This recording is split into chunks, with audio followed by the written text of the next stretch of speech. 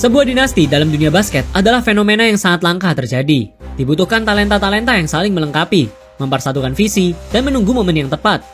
NBA sudah beberapa kali dikuasai oleh beberapa dinasti. Dan terbukti, semua tim yang berhasil menguasai NBA itu memiliki tingkat kekompakan di level yang berbeda, bakat-bakat yang luar biasa, dan bersatu di waktu yang tepat. Lama setelah Celtics, Lakers, dan Bulls menguasai NBA, muncullah warna biru dan emas dari kota San Francisco yang tiba-tiba mewarnai dunia basket dan merevolusi cara baru bermain basket di seluruh dunia untuk selamanya. Dinasti ini tidak tercipta dalam satu malam. Mereka ditempa pagi, siang, malam, dan melalui semua darah, keringat, dan air mata. Inilah kisah tentang dinasti Golden State Warriors. Dari awal, Warriors memang bukanlah tim yang buruk-buruk banget. Mereka merupakan salah satu tim generasi pertama di Basketball Association of America, Philadelphia Warriors, bersama Boston Celtics dan New York Knicks. Bahkan di tahun pertama diadakannya BAA, Warriors berhasil menjadi juara di tahun 1947. Dan di tahun 1956, Warriors kembali menjadi juara NBA setelah mengalahkan Fort Wayne Pistons, atau yang sekarang dikenal dengan nama Detroit Pistons. Sebenarnya, Warriors sangat memiliki peluang untuk menjadi tim raksasa seperti Boston Celtics yang memiliki 18 gelar juara. Karena di tahun 1959, Warriors merekrut big man yang sangat fenomenal di masanya, Wilt Chamberlain. Dan bersama Warriors lah, Wilt berhasil mencetak rekor 100 poin dalam satu game, yang menjadi rekor tak terkalahkan hingga hari ini.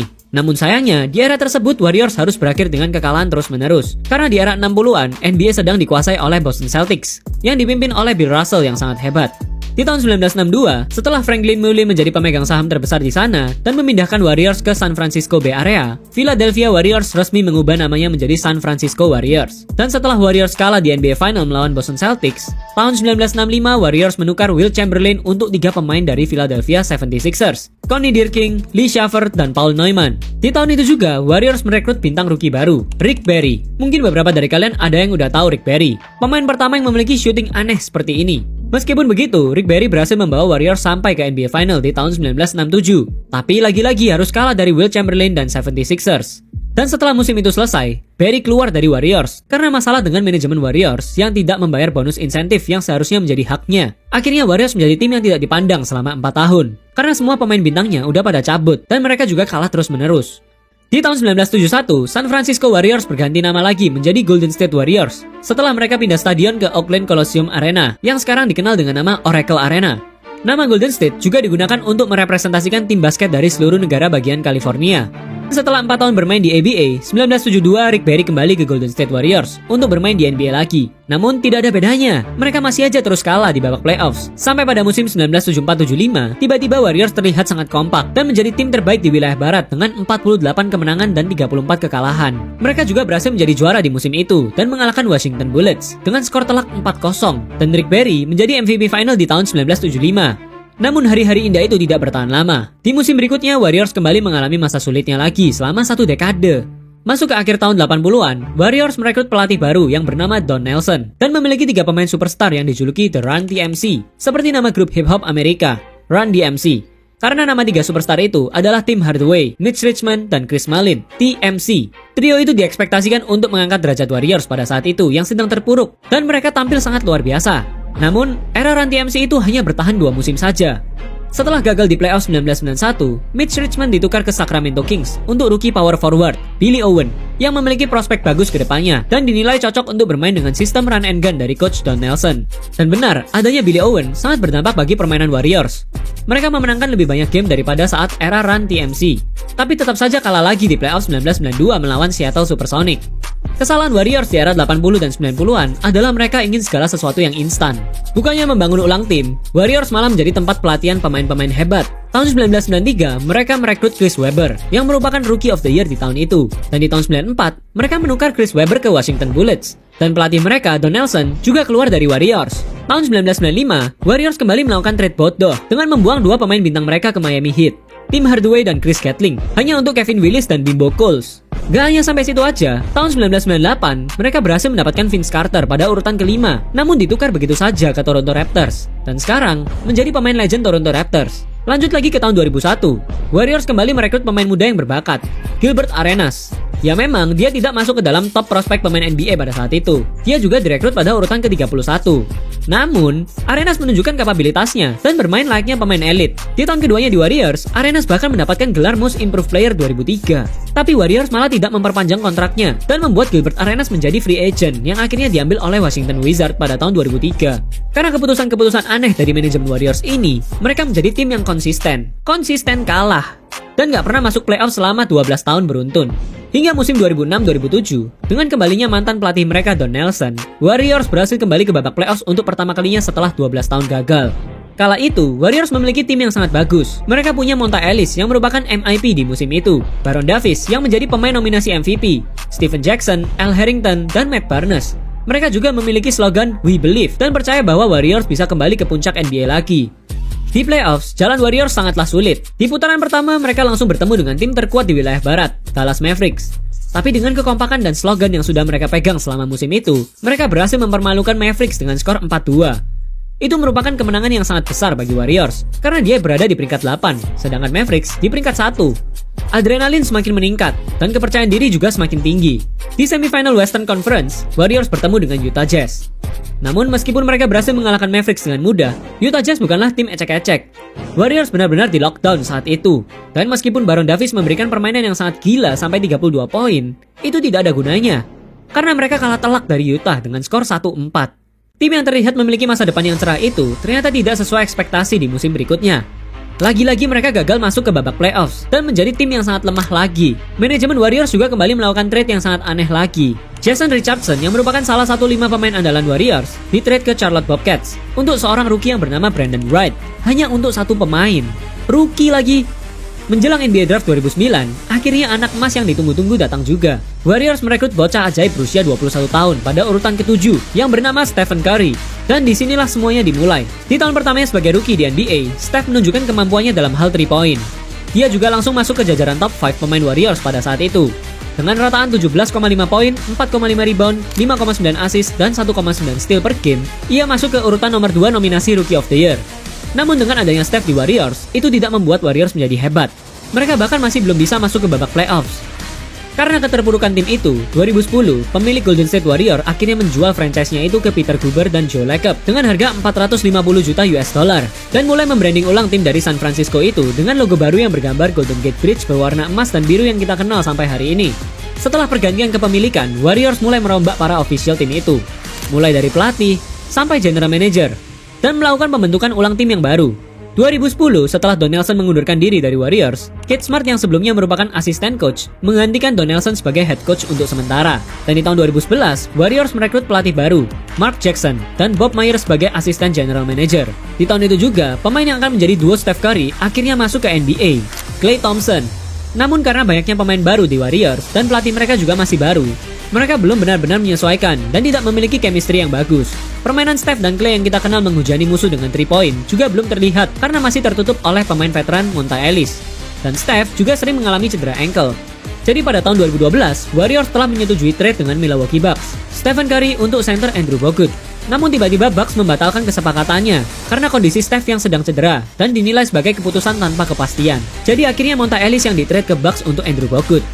Tentu saja hal ini membuat para fans Warriors sangat marah karena Monta Ellis adalah pemain veteran yang bisa dibilang sebagai pemimpin tim itu. Kenapa harus di-trade? Tapi coba bayangkan saja kalau Steph yang di-trade ke Milwaukee Bucks. Tidak akan ada Splash Brother dan dominasi shooter di NBA juga belum tentu terjadi. Di tahun itu juga, Bob Myers diangkat menjadi general manager Warriors dan langsung melancarkan strategi perekrutan pemain. Draymond Green, Harrison Barnes, dan Festus Ezeli menjadi pemain rookie baru yang direkrut pada NBA Draft 2012. Dengan adanya tambahan 3 pemain itu, Warriors memiliki pertahanan yang lebih bagus dari sebelumnya. Harrison Barnes menjadi starter, Festus Ezeli menjadi pemain rotasi atau six man, dan Draymond Green menjadi forward yang sangat sempurna dengan permainan small ball dari Golden State. Dan inilah awal kebangkitan Golden State Warriors. Mereka langsung berhasil masuk ke babak playoffs untuk pertama kalinya sejak 6 tahun yang lalu dan berhasil menang di putaran pertama. Namun sayangnya di semifinal mereka bertemu dengan San Antonio Spurs yang lagi OP-OP-nya. Dan lawan yang sebanding dengan San Antonio Spurs pada saat itu hanyalah Miami Heat era Big Three, LeBron James, Dwayne Wade, dan Chris Bosh. Jadi mereka harus tersingkir dari playoffs 2013. Namun kekalahan itu bukanlah sesuatu yang harus disayangkan. Itu malah memberikan tanda positif bagi manajemen Warriors bahwa tim ini sedang benar-benar dalam proses pembentukan. Di musim berikutnya, Warriors merekrut pemain veteran Andre Iguodala dan surprisingly, Dengan adanya Iguodala, Warriors meningkat secara signifikan. Mereka berhasil memenangkan 51 pertandingan dan berada di peringkat 6 wilayah barat. Stephen Curry dan Klay Thompson juga sudah melancarkan serangannya dan memperoleh total 484 3 point dalam satu musim, yang menjadi rekor NBA pertama yang mereka pecahkan. Semua fans Warriors sudah berekspektasi bahwa inilah tahunnya Warriors untuk menjadi juara. Namun kenyataan terkadang tidak sesuai dengan ekspektasi, dan Warriors langsung kalah di putaran pertama playoffs melawan Clippers, di mana Blake Griffin, DeAndre Jordan, Jamal Crawford, dan Chris Paul lagi gila-gilanya dan dijuluki The Lob City karena banyak dari poin mereka berasal dari alley-oop yang sangat keren. Setelah kekalahan yang mengecewakan itu, Mark Jackson meninggalkan Warriors karena masalah dengan manajemen Warriors. Akhirnya Warriors merekrut mantan point guard dinasti Chicago Bulls sebagai head coach Warriors, Steve Kerr. Steve Kerr dinilai cocok dengan gaya permainan small ball dari Warriors, dan pattern yang digunakan sangat cocok untuk tim yang berisi shooter seperti Steph dan Klay. Selain pelatih baru, Warriors juga merekrut satu pemain veteran lagi untuk menjadi pemain rotasi Steph Curry, yaitu Shaun Livingston. Di musim 2014-2015, setelah David Lee mengalami cedera, Draymond Green akhirnya mendapatkan tempat untuk menjadi starter di Warriors. Dan kali ini, Warriors benar-benar sempurna. Dengan adanya Draymond bermain bersama Steph, Klay, Iguodala, dan Barnes, mereka menjadi tim yang sangat kuat di offense maupun defense. Karena mereka semua satu size, cepat, dan bisa switch defense ke siapapun yang melakukan pick and roll, tidak peduli siapapun lawannya. Dengan strategi baru dari Steve Kerr dan starting line-up yang dijuluki The Dead Line-Up, Warriors berhasil menyelesaikan musim tersebut menjadi nomor 1 dengan rekor 6-7-15 yang menjadi rekor kemenangan tertinggi kelima di NBA, dan rekor kemenangan di kandang 39-2 yang menjadi rekor kedua terbaik di NBA. Dengan rataan 23,8 poin, 4,3 rebound, 7,7 assist, dan 91% free throw percentage, Steph Curry menjadi pemain pertama Warriors yang mendapatkan MVP setelah Wilt Chamberlain di tahun 1960. Dia juga berhasil memecahkan rekor 3-poinnya di musim sebelumnya, menjadi 286. Dan combo Steph dan Klay juga memecahkan rekor 3-poinnya lagi, menjadi 525. Bob Myers juga mendapatkan penghargaan Executive of the Year karena keputusan-keputusan hebat yang dia lakukan. Saat memasuki babak playoffs, kali ini malah para fans yang tidak percaya dengan Warriors. Karena melihat Warriors saat bertanding melawan Clippers di musim lalu, mereka benar-benar dibantai di paint area. Namun Golden State Warriors 2014-2015 sangatlah berbeda. Saat di playoffs, mereka langsung menghabisi New Orleans Pelicans dengan skor telak 4-0. Ini membuktikan kalau big man sekelas Anthony Davis saja dilewati dengan sangat amat mudah. Di Western Conference Semifinal, mereka kembali melanjutkan momentum kemenangan mereka dengan mengalahkan Memphis Grizzlies dengan skor 4-2. Dan di Western Conference Final, Houston Rockets juga harus tersingkir dengan skor 4-1. Tidak ada satu tim pun di wilayah barat yang bisa membendung kekuatan para Warrior dari San Francisco ini. Memasuki NBA Final, mereka bertemu dengan Cleveland Cavaliers, di mana LeBron masih menggendong tim itu sendirian. Namun itu bukanlah pertandingan yang mudah. Cavs berhasil memimpin dengan agregat 2-1. Tapi di game berikutnya, Steve Kerr mengubah strategi mereka untuk tidak bermain big man sama sekali dan menjadikan Iguodala sebagai defensive stopper LeBron James. Seketika posisi terbalik dan Warriors berhasil memenangkan 3 game berturut dan menjadi juara NBA untuk pertama kalinya sejak 1975. Dan Andre Iguodala menjadi MVP final di tahun 2015. Di musim berikutnya, Warriors tidak melakukan banyak perubahan dan tetap mempertahankan para pemain sebelumnya. Dan inilah yang terjadi. Thompson on the left wing. Curry pulls it up. Breaking down. Steph Curry kembali memecahkan rekor 3-poinnya yang sebelumnya 286 menjadi 402 3-point. Dan menjadi pemain pertama di NBA yang bisa mencapai 300 bahkan 400 3-point dalam satu musim. Dengan rataan 30,1 poin, 5,4 rebound, 6,7 assist, dan 2,1 steal per game, Steph kembali menjadi MVP selama beruntun, dan menjadi pemain pertama yang mendapatkan MVP dengan suara bulat, yang membuktikan bahwa tidak ada kandidat lain yang bisa menyaingi performanya di musim itu. Selain Steph, Draymond Green dan Klay Thompson juga terpilih ke NBA All-Star 2016 untuk pertama kalinya. Warriors juga berhasil memenangkan 24 pertandingan pertama yang menjadi rekor tertinggi ketiga di NBA setelah LA Lakers dan Miami Heat. Mereka juga kembali memecahkan rekor kemenangan beruntun di kandang, 54 kemenangan, mengalahkan rekor Chicago Bulls era Michael Jordan dengan 44 kemenangan, dan berhasil menyelesaikan musim 2015-2016 dengan rekor 73-9, menjadi yang tertinggi setelah mengalahkan rekor Chicago Bulls 72-10. Memasuki babak playoffs, semua orang sudah berekspektasi sangat tinggi karena rekor gila yang sudah mereka pecahkan. Namun ternyata jalan mereka tidak semulus piala Larry O'Brien. Di Western Conference Final, mereka harus melalui game yang sangat sengit saat melawan OKC Thunder. Dengan adanya KD dan Westbrook yang di masa prime-nya, Thunder diprediksi bisa menjadi juara NBA musim itu.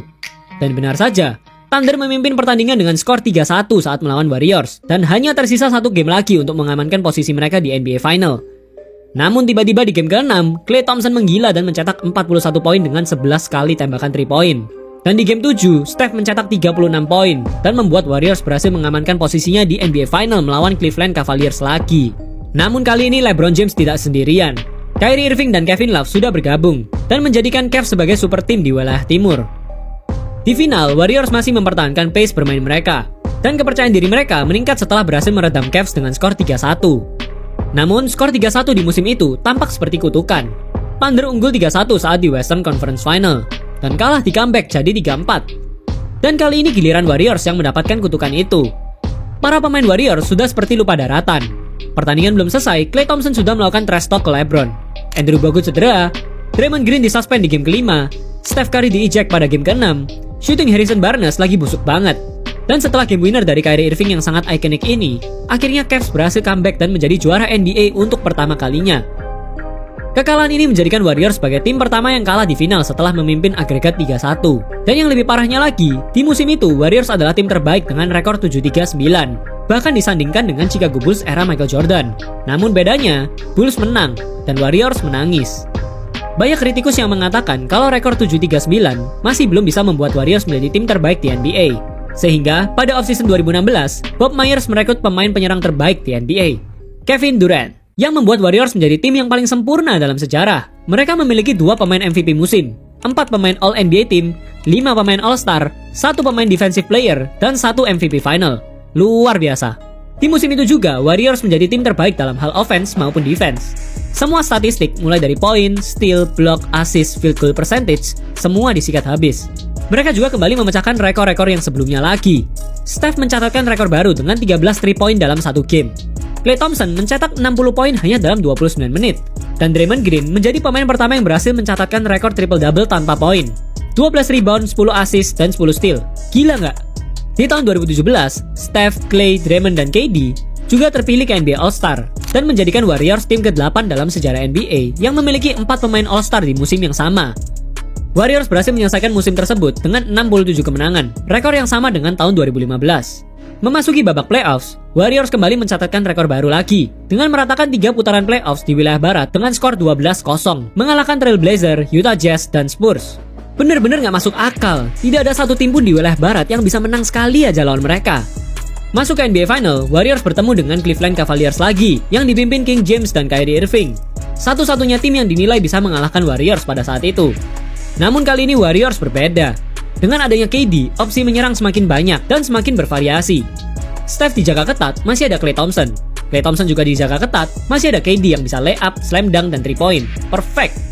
Setelah KD mencetak 39 poin di game kelima, akhirnya Warriors menjadi juara NBA lagi setelah mengalahkan Cavs dengan skor 4-1 dan menjadikan Warriors sebagai tim dengan win rate tertinggi di playoffs, 94%. Memasuki musim 2017-2018, Warriors masih memiliki para pemain bintang yang sama. Namun performa dan chemistry mereka menurun sangat drastis, tidak seperti musim sebelumnya. Steph yang seharusnya menjadi pengatur strategi, hanya bermain 51 game saja karena cedera, dan permainan tim terlihat sangat kacau.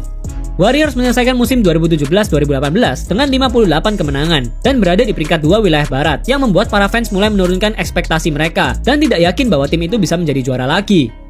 Namun dengan kembalinya Steph Curry, Warriors kembali tampil luar biasa di babak playoffs dan mengalahkan San Antonio Spurs dan Pelicans dengan skor 4-1. Tapi saat memasuki Western Conference Final, Warriors bertemu dengan tim peringkat 1 di wilayah barat, Houston Rockets, di mana James Harden lagi di masa prime-nya. Dan benar-benar membuat semua orang tidak bisa memprediksi siapa yang akan lolos ke NBA Final. Untungnya, di game ke-6, Chris Paul absen karena cedera, dan di game ke-7, James Harden lagi busuk banget. 3-point field goal-nya hanya 15%. Sehingga Warriors berhasil kembali ke NBA Final untuk keempat kalinya, dan melawan LeBron James untuk keempat kalinya juga. Kali ini Cavs benar-benar kacau setelah Kyrie meninggalkan LeBron, dan banyak sekali pemain veteran yang bermain di Cavs. Namun hal itu malah memperburuk karena mereka udah tua-tua dan performa mereka sangat jelek. Hanya LeBron James lah pemain veteran yang masih memiliki performa stabil.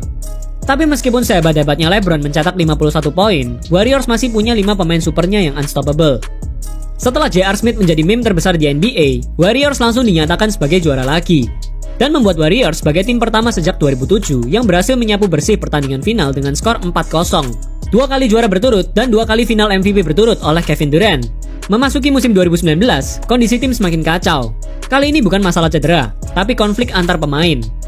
Konflik antara KD dan Draymond menjadi awal kehancuran tim ini. Ditambah lagi cedera-cedera yang parah dari para pemain bintang mereka. Meskipun dengan kondisi konflik internal yang cukup parah, Warriors masih bisa masuk ke babak playoffs, bahkan ke NBA Final untuk kelima kalinya secara beruntun. Namun sayangnya, saat di final melawan Toronto Raptors, KD mengalami robek pada Achillesnya, cedera yang sangat amat parah setelah ACL, jadi dia harus absen sampai final berakhir. Dan di game ke-6, kali ini cedera menyerang Klay Thompson, ketika ia salah landing setelah melakukan slam dunk saat fast break, yang membuat ACL-nya robek, dan harus absen juga sampai final berakhir. Padahal di game itu, Klay sudah mencetak 30 poin, dan pergi begitu saja meninggalkan Steph sendirian. Akhirnya final harus berakhir di game ke-6 dengan skor 114-110 untuk kemenangan Toronto Raptors. Dan untuk pertama kalinya dalam sejarah franchise Raptors, mereka menjadi juara NBA di tahun 2019. Dan Jeremy Lin juga menjadi pemain Asia Amerika pertama yang berhasil menjadi NBA Champion. Setelah musim itu, Warriors merombak hampir seluruh pemainnya. KD di-trade ke Brooklyn Nets untuk D'Angelo Russell dan posisi draft pick kedua di NBA Draft 2020. Andre Iguodala juga di-trade ke Memphis Grizzlies karena gajinya melebihi hard cap yang sudah ditentukan oleh NBA. Sedangkan Steph, baru 5 game bermain di regular season, ia mengalami cedera patah tulang pada bagian tangannya dan membutuhkan operasi dan rehat selama 3 bulan. Dengan absennya Steph dan Klay, Warriors benar-benar ambruk total. Mereka menyelesaikan musim 2019-2020 itu di posisi paling bawah di Liga NBA, hanya 15 kemenangan dan 50 kekalahan.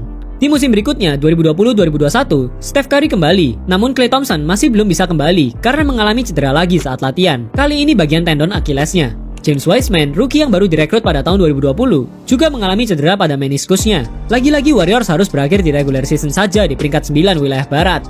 Keterpurukan ini menjadikan para pemain Warriors lebih memiliki motivasi untuk kembali dan berlatih lebih keras dari sebelumnya. Di musim berikutnya, 2022, Klay Thompson akhirnya kembali dari masa-masa cederanya. Andre Iguodala juga kembali ke Warriors setelah 2 musim bermain di Miami Heat. Para pemain muda Warriors juga bermain sangat luar biasa secara defense maupun offense. Mereka memiliki Jordan Poole yang sedang naik daun dan dijuluki sebagai Splash Brother ketiga, Jonathan Kuminga, pemain rookie yang sangat berpotensi untuk menjadi pemain bintang di masa depan, dan Moses Moody. Dengan tim yang baru ini, akhirnya Warriors bisa bersaing di NBA lagi. Mereka menyelesaikan musim dengan 53 kemenangan dan berada di posisi 3 wilayah barat. Saat memasuki babak playoffs, Warriors benar-benar seperti mengeluarkan kekuatan terakhir mereka. Di putaran pertama, mereka berhasil menumbangkan Denver Nuggets yang dipimpin oleh sang MVP Nikola Jokic dengan skor 4-1. Di putaran kedua, mereka kembali menumbangkan Memphis Grizzlies dengan skor 4-2 dan membuat Ja Morant sadar kalau slam dunk tidak akan memenangkan game. Di Western Conference Final, Warriors menghajar Luka Doncic dan Mavericks dengan skor 4-1. Akhirnya Warriors kembali ke NBA Final lagi setelah 2 musim penuh dengan kekacauan. Memasuki NBA Final, mereka bertemu dengan Boston Celtics yang dipimpin oleh 2 pemain muda yang sangat hebat, Jaylen Brown dan Jason Tatum. Tapi udah gue bilang sebelumnya, kalau Warriors di musim ini udah seperti tim yang mengeluarkan kekuatan terakhir mereka. Dan pada akhirnya, sekeras apapun usaha dari para pemain Boston Celtics, itu tidak ada gunanya melawan Warriors. Jadi untuk keempat kalinya, Steph, Klay, Draymond, dan Iguodala menjadi juara NBA lagi. Dan dengan rataan 30,1 poin, 6 rebound, dan 5 assist per game di 6 pertandingan final, Stephen Curry menjadi MVP final untuk pertama kalinya dalam sejarah. Itu adalah cerita dari salah satu tim terbaik di NBA yang memiliki organisasi yang sangat sempurna. Mulai dari owner Joseph Lacob, general manager Bob Myers yang membuat keputusan-keputusan sempurna, head coach Steve Kerr yang bisa memimpin Warriors yang penuh dengan para pemain bintang, dan semua pemain Golden State Warriors yang telah berjuang membuat tim ini memperoleh 4 gelar juara NBA selama 7 tahun dan mencatatkan sejarah-sejarah baru di NBA yang mengubah seluruh permainan basket di seluruh dunia. Ini mungkin menjadi video terakhir tentang dinasti yang ada di NBA. Karena setelah ini, gue bakal bahas para pemain NBA yang sangat luar biasa. Jadi jangan lupa subscribe dan nyalakan notifikasinya ya.